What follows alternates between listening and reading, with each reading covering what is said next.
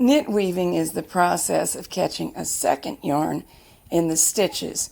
It's not actually weaving, but that yarn is not knitted, so it is woven in and out of the stitches. Like woven fabrics, it's less stretchy and it changes the gauge from knitting.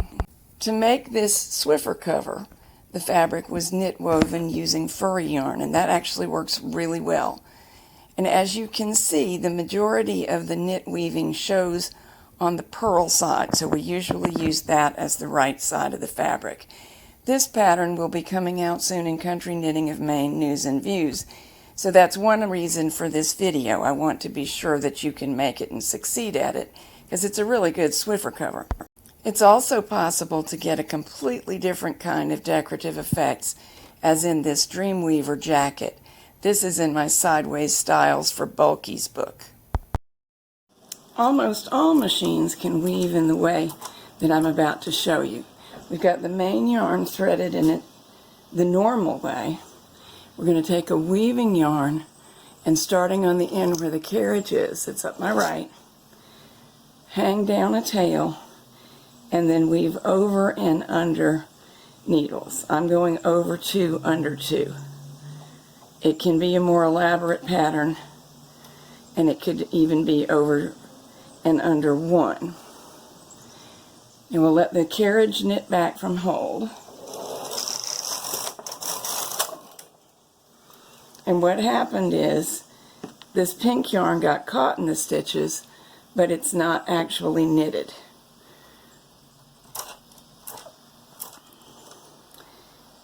And now we start from this side. Over, under, over, under. You want to make sure that you've got not too much slack. Whoops, I got my pattern wrong. There we go. But you also do not want to pull tight at the right hand end, because as the machine moves across, the carriage moves across, it's going to need to pull a little slack into this to incorporate into the pink into the fabric. One more time, and then you'll see that very easy way.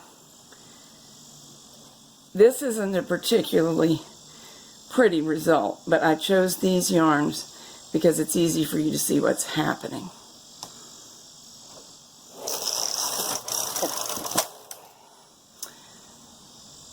Machines that have patterning capability, whether punch card or electronic, can use that capability to tell the weaving yarn what stitches to go under and over. Usually we pick a really simple design like this one, but there are occasions when we pick something else. Let me show you how this works. I've inserted the card and locked it on the first row, and punch card machines need a row in which to memorize the design. So we'll just knit across now without weaving.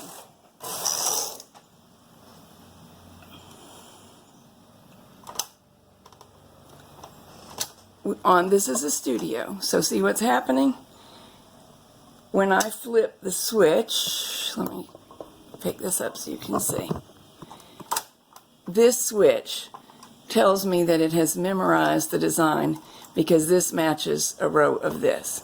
So we're ready to weave.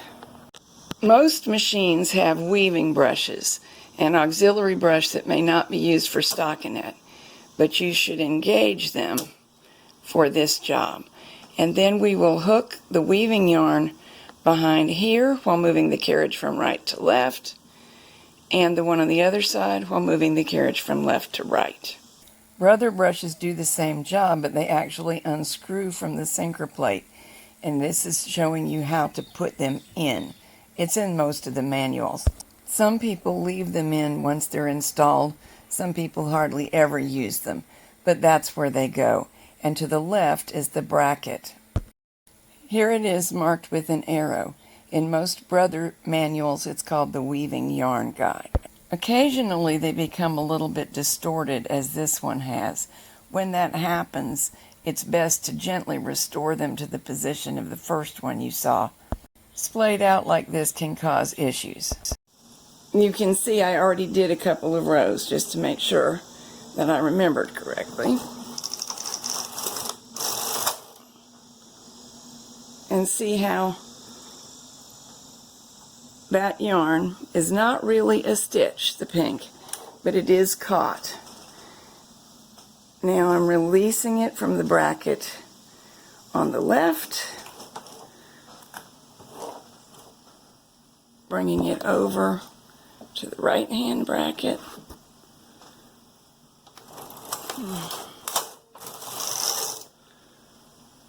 And there it is. Manually moving this from side to side is necessary for most machines and for all brothers. And it is slow, but not as slow as manually weaving over and under. Let's weave over and under again, because I did it without the weaving brushes.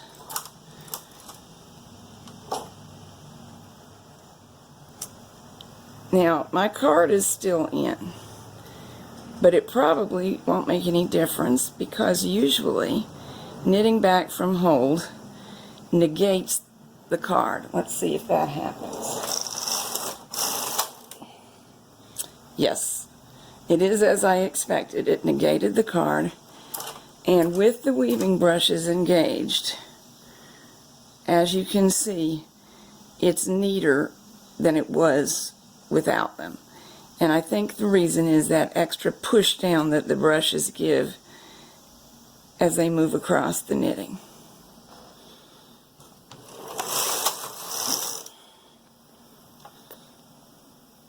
There is one other way to weave using this little gizmo, which is only available for Singer Studio machines. It's called an automatic weaving arm. I think it's an AW1.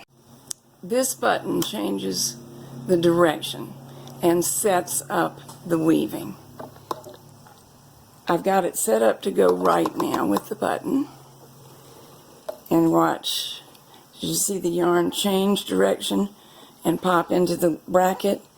With this setup, we can thread both yarns through the mast.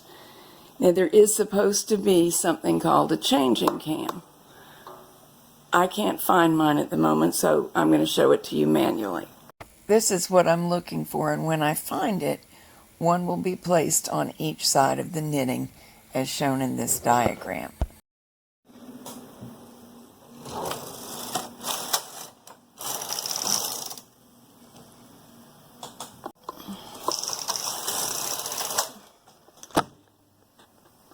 At this point, my yarn is on the left because we were going left, and it's hooked inside the bracket that's appropriate for this weaving arm, which is doing pretty much the same job as we've always done.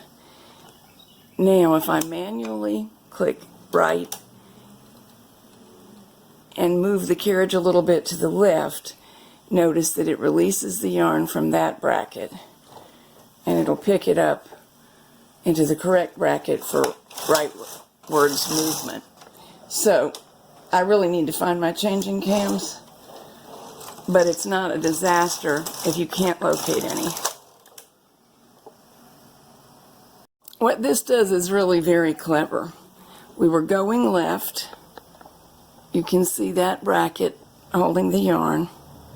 Watch what happens when I click to the right hand direction. It moves this bracket out of the way so the yarn can come past it.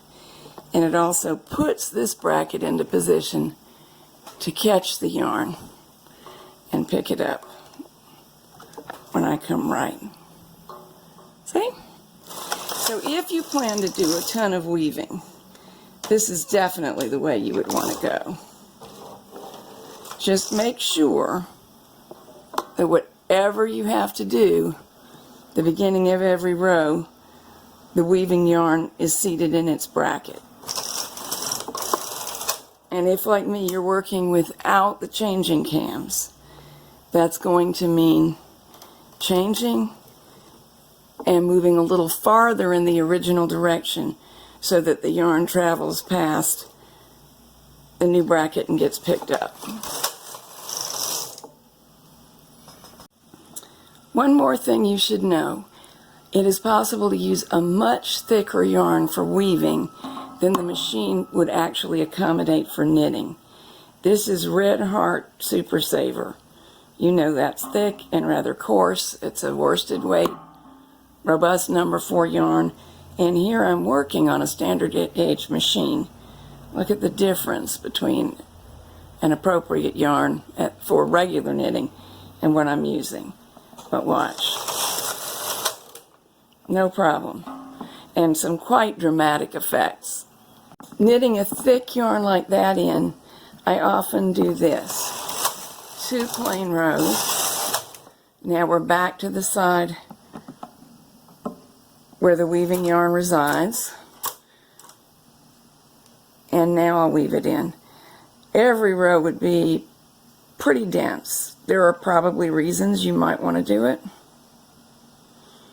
but most of the time I think it's too thick, and so every third row works out great. Pretty cool, huh?